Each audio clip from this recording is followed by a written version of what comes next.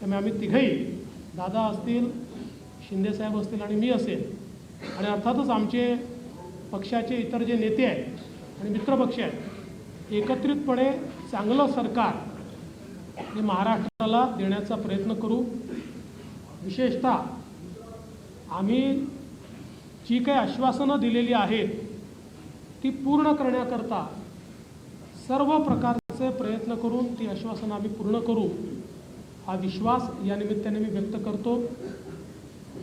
देशाचे आमचे प्रधानमंत्री माननीय नरेंद्र मोदीजी, आमचे राष्ट्रीय अध्यक्ष माननीय नड्डाजी, देशाचे गृहमंत्री आदरणीय अमितभाई शाह, त्याचप्रमाणे आमच्या मित्रपक्षांसमवेत आम्हाला सातत्याने पाठिंबा देणारे RPIचे माननीय रामदासजी आठवले यांचे देखील मी अतिशय मनापासून आभार मानतो. आणि यानंतर माननीय शिंदेसाहेब आणि दादा देखील बोलतील, पण आपल्या सर्वांना देखील उद्या आपण सर्वांनी 5:30 वाजता शपथविधी सोहळ्याला उपस्थित राहावं अशा प्रकारचं निमंत्रण मी देतो. आज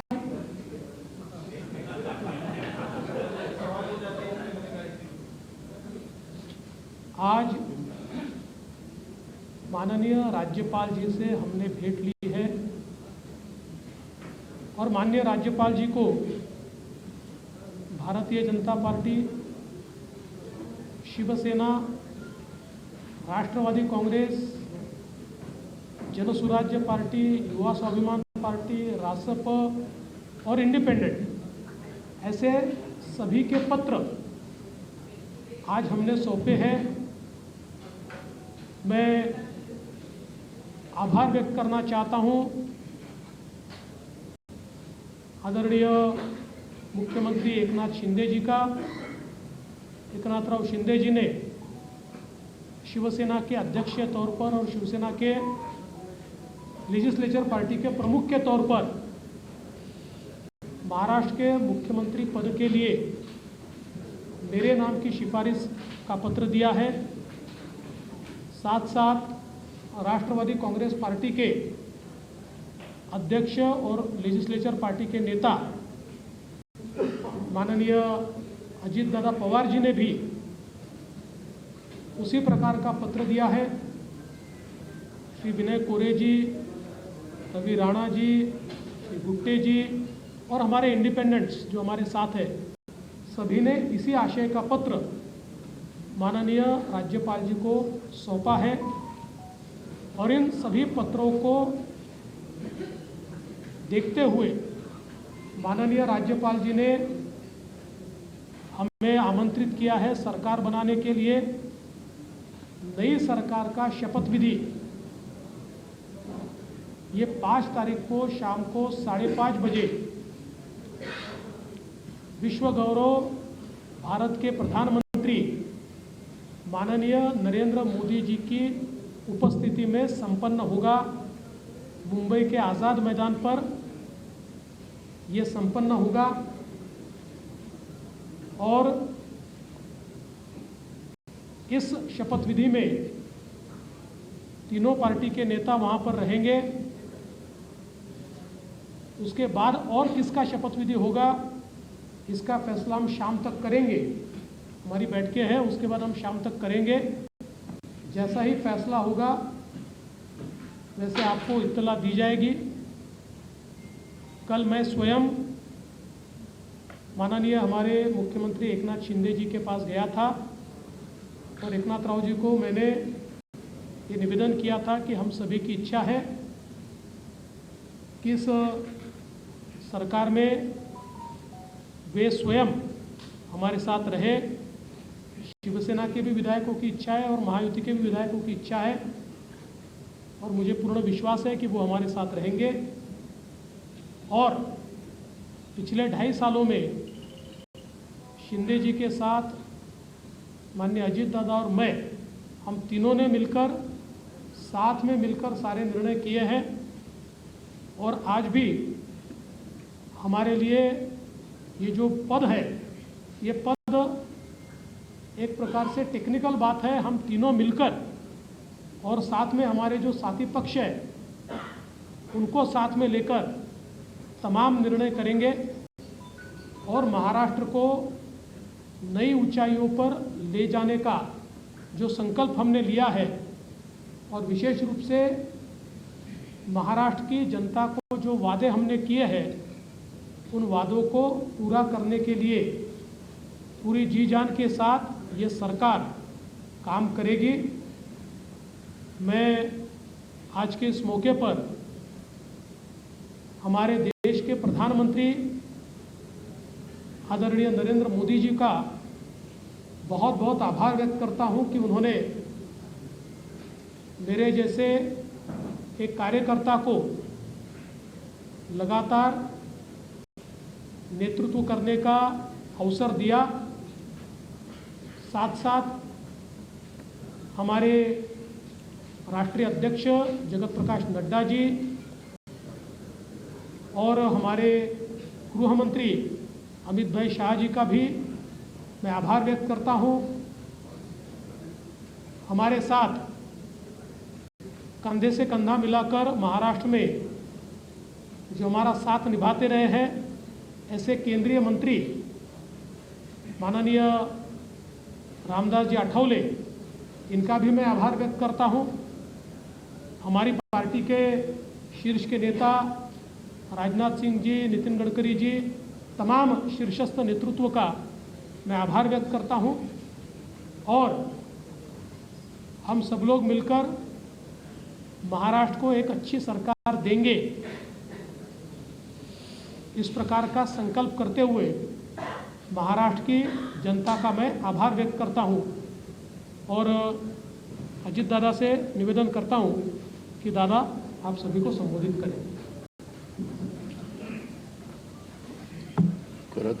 खरं तर देवेंद्रजींनी सर्व सांगितलेलंच आहे। मी फक्त एक खुलासा करू इच्छितो की मी माझ्या वेगळ्या कामाच्या करता दिल्लीला गेलो होतो, मी कुणाला भेटायला गेलो नव्हतो। तुम्ही मस्त चॅनलवाल्यांनी दादाला आज भेट नाकारली, उद्या भेट नाकारली। मी भेटायलाच गेलो नव्हतो तर भेट नाकारायचा प्रश्न येतो कुठं? मी गेलेलो होतो, या सगळ्यांनी माझी पत्नी सुनेत्रा पवारांना राज्यसभेवर सभासद केलेलं आहे। त्यांना 11 जनपद तो बंगला अलॉट झालेला आहे। मला कुठलाही जरी गव्हर्नमेंटचं घर असू द्यात, आमचं स्वतःचं घर असू द्यात, मला नीटनेटकं लागतं आहे, आपल्याला सगळ्यांना माहिती आहे। आणि म्हणून मी तिथं आर्किटेक्टला घेऊन काय नियमामध्ये गोष्टी करता येतात ते एक गोष्ट होती। आणि प्रफुल्लभाई आणि आम्हाला आमच्या केसेस ज्या चाललेल्या आहेत त्याच्याबद्दल मी कधी वकिलांना भेटलेलो नव्हतो। नेहमी प्रफुल्लभाईची इथली जबाबदारी दिल्लीची पार पाडायची। आपल्यालाही माहिती आहे, काल पण तारीख होती ती पुन्हा पुढे ढकलली काहीतरी आमच्या चिन्हाची, तर तो पण एकदा विषय तो संपावा। तो आमचाही विषय तिथं सुप्रीम कोर्टामध्ये प्रलंबित आहे। अर्थात सुप्रीम कोर्ट त्याच्यामध्ये सगळ्यांची बाजू ऐकून घेऊन योग्य पद्धतीने निर्णय देईल। परंतु बागे कधी इकडच्या व्यापामुळे मला वकिलांना भेटता आलेलं नव्हतं, त्यांनाही भेटणं अतिशय गरजेचं होतं। आणि अजून एक जवळच्या व्यक्तीचं नाते लग्न होतं, अशा 3 गोष्टीच्या करता मी गेलेलो होतो। आणि तिथं गेल्यानंतर थोडासा इथल्यापेक्षा आराम मिळतो, त्याच्यामुळं तिथं आपला निवांत आम्ही म्हणजे राज्यसभा चालू होती त्याच्यावर सुनेत्रा पण तिथं होती, हेही दोघं तिकडं होते लोकसभेत राज्यसभेत, आणि म्हणून मी गेलो होतो। त्याच्यामुळे ते पहिल्यांदा डोक्यातनं काढून टाका मी कुणाला अमितभाईंना किंवा कुणाला भेटायला गेलो होतो। कारण आमची आधी चर्चा एकनाथरावजी, देवेंद्रजी आणि मी आम्ही गेलो असताना त्यावेळेस झालेली होती। आणि तशा पद्धतीनं आता सगळ्या गोष्ट उद्याच्या शपथविधीच्या संदर्भामध्ये देवेंद्रजींनी सांगितलेली आहे। आम्ही सगळेजण मिळून महाराष्ट्राच्या सर्वांगीण विकासाच्या करता मनापासून प्रयत्न करू। आम्हाला अनुभव आहे, या अनुभवाचा फायदा राज्यातल्या सर्व समाजाला, सर्व जाती घटकाला कसा करून देता येईल। वेगवेगळ्या प्रकारचे गोष्टी घडत असतात, नैसर्गिक संकट येत असतात, त्याच्यातून आमचा शेतकरी अडचणीत येत असतो, परंतु त्याला पुन्हा त्याच्यातून कसं आधार देता येईल, बाहेर काढता येईल।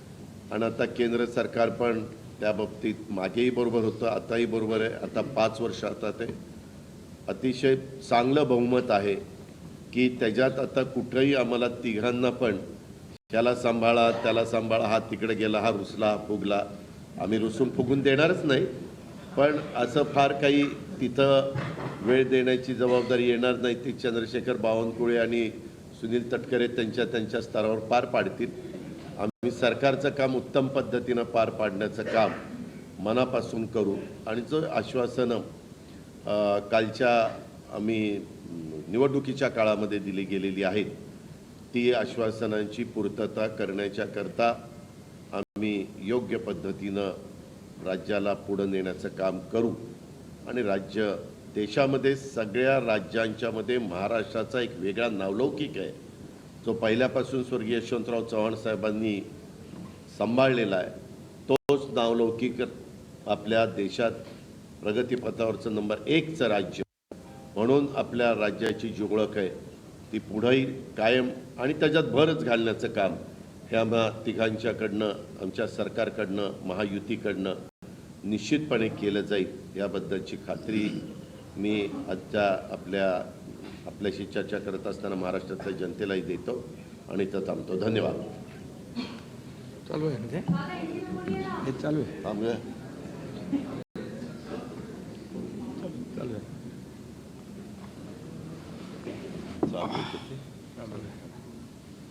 सर्व पत्रकार मित्रांचं स्वागत. आवाज येतोय का? हे घेऊ नाही येतोय. हा घेऊ का? हां ठीक आहे. दुसरा बरोबर.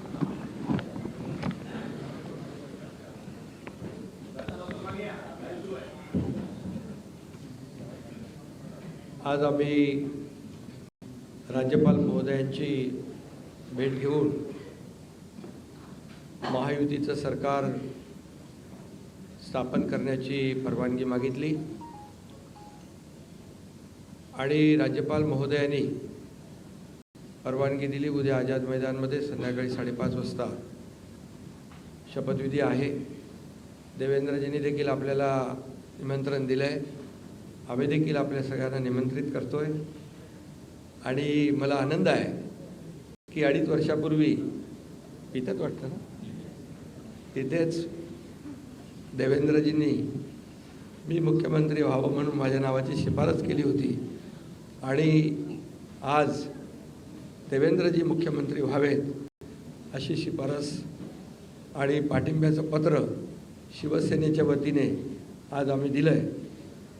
आणि यापूर्वीच तुमच्या पत्रकार परिषदेमध्ये शिवसेनेचा पाठिंबा आणि पूर्ण समर्थन भारतीय जनता पक्षाच्या उमेदवारांना देवेंद्रजींना आम्ही देऊन टाकला होता. आदरणीय प्रधानमंत्री मोदीजी आणि गृहमंत्री अमित शाह साहेब असतील आणि भारतीय जनता पक्षाचे अध्यक्ष नड्डाजी जो काही निर्णय घेतील त्याला पूर्ण समर्थन पाठिंबा शिवसेनेचा असेल अशा प्रकारची भूमिका मी यापूर्वीच घेतली. आणि कारण मगाशी दादा म्हणाले तसं तुम्ही बातम्या कुठून कुठे चालवता, कुठे नेता, काय ते त्याला तुम्हाला चर्चा नको. गावी गेलो तरी तुम्ही काय काय चालवत असता. त्यामुळे मी अगदी मन मोकळेपणाने माझी भूमिका स्पष्ट केली. अतिशय खेळीमेळीच्या वातावरणामध्ये हे सरकार स्थापन होत आहे याचा आनंद आहे मला. खरं म्हणजे आतापर्यंतच्या इतिहासामध्ये एवढं बहुमत महायुतीला कधी मिळालं नव्हतं. आणि या महाराष्ट्रातल्या तमाम जनतेने व त्यामध्ये सर्वच आहेत, आमच्या लाडक्या बहिणी, लाडके भाऊ, लाडके शेतकरी, सर्व घटक, या राज्यातला प्रत्येक मतदार याने महायुतीवर मतांचा वर्षाव केला. आणि एक ऐतिहासिक आणि दैदिप्यमान असा विजय या ठिकाणी महायुतीला मिळाला. यामागे नक्कीच गेल्या 2.5 वर्षाचं काम जे आहे आम्ही केलं तिघांनी मिळून. आणि आमच्यामध्ये काही कोणी मोठा कोणी छोटा असं काही नव्हतं. आम्ही एक टीम म्हणून काम करत होतो. आमचा उद्देश एवढाच होता की मला काय मिळालं यापेक्षा महाराष्ट्रातल्या जनतेला आम्ही काय देणार आहोत हे महत्त्वाचं होतं. आणि एक सर्वसामान्यांचं सरकार म्हणून आम्ही काम केलं. आणि म्हणून सर्व मतदारांना मी मनापासून धन्यवाद यापूर्वीच दिलेत. आणि खरं म्हणजे राज्य चालवताना अनेक निर्णय आम्ही जे घेतले, जे विकास प्रकल्प आपल्या सगळ्यांना माहीत आहेत, मी त्याची एकदा डिटेलमध्ये बोलू इच्छित नाही, परंतु जे विकास कामं महाविकास आघाडीने थांबवली होती, जे प्रकल्प थांबवले होते, या महाराष्ट्रातल्या जनतेसाठी आवश्यक होते, या महाराष्ट्राला 10-20 वर्ष मागे नेणारा निर्णय महाविकास आघाडीने घेतला. आमचं सरकार आल्यानंतर तात्काळ ते प्रकल्प आम्ही सुरू केले, मार्गी लावले आणि त्याचे उद्घाटनही आदरणीय प्रधानमंत्री मोदीजींच्या हस्ते केले. याचा देखील आनंद आणि समाधान आम्हाला आहे. शेवटी सरकार कुणासाठी असतं? सरकार हे सर्वसामान्यांसाठी असतं, लोकांसाठी असतं, राज्याच्या विकासासाठी असतं आणि ते आम्ही तंतोतंत पालन करण्याचं आणि त्याचं नियोजन करण्याचं काम आम्ही 2.5 वर्षात केलं. याचं खूप समाधान आम्हाला आहे. आणि एकीकडे विकास, दुसरीकडे कल्याणकारी योजना, या दोघांची आम्ही सांगड घातली आणि मग सरकारच्या माध्यमातून सर्वसामान्याच्या आयुष्यामध्ये एक काही ना काही एक आधार म्हणून, एक सहकार्य म्हणून, एक सरकारची जबाबदारी म्हणून पार पाडली पाहिजे, ती पार पाडण्याचा प्रयत्न आम्ही आटोकाट केला. आणि त्यामध्ये आदरणीय प्रधानमंत्री मोदीजी, गृहमंत्री अमित शाह साहेब असतील, नड्डाजी असतील, केंद्रीय मंत्री असतील, त्यांनी आम्हाला वेळोवेळी प्रत्येक वेळेस आमच्या प्रस्तावांना मान्यता दिली आणि या राज्याला पुढे नेण्यासाठी एक आपण जसं म्हणतो डबल इंजिनचं सरकार या ठिकाणी आम्ही 2.5 वर्ष चालवलं आणि त्याचा फायदा या राज्यातल्या जनतेला झाला आणि या जनतेने देखील कामावर विश्वास ठेवून आमच्या कामाची पोचपावती या निवडणुकीमध्ये भरभरून दिली. आपल्यालाही कोणालाही किंवा अनेक सगळे अंदाज वर्तवणारे जे सगळ्या एजन्सी असतात, एक्सपर्ट असतात, त्या सगळ्यांचा अंदाज या ठिकाणी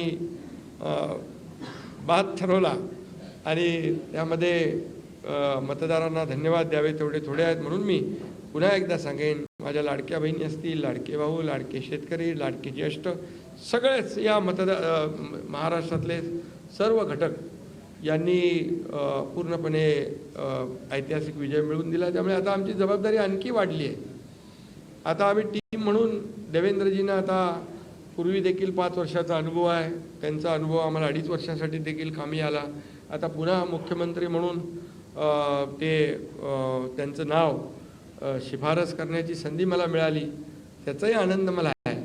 आणि म्हणून आमचं अगदी टीमवर्क जसं 2.5 वर्ष झालं आणि राज्यातल्या जनतेला या ठिकाणी आम्ही सहकार्य करू शकलो. आतापर्यंतच्या इतिहासामध्ये आपण जरी थोडं चाळून बघितलं तरीसुद्धा एवढ्या कल्याणकारी योजना कधी झाल्या नव्हत्या. आणि कल्याणकारी योजना फक्त आम्ही निर्णय घेतले नाहीत, तर त्याची अंमलबजावणी केली, त्याचा लोकांना बेनिफिट झाला, लोकांना त्याचा फायदा झाला. शेवटी कल्याणकारी सरकार, सर्वसामान्यांचं सरकार हे लोकांच्या कल्याणासाठी असतं. ते खऱ्या अर्थाने आम्ही राबवलं, याचा आनंद आणि समाधान आहे. त्यामुळे मी पुन्हा एकदा देवेंद्रजींचं मनापासून अभिनंदन करतो की पुढचा आपला जो प्रवास आहे तो अतिशय यशस्वी आणि राज्याला पुढे नेणारा, या राज्याचा विकास करणारा आणि सर्वसामान्यांना न्याय देणारा ठरेल. आणि त्यामध्ये नक्कीच आपला सर्वांचा सहभाग असेल, सहकार्य असेल.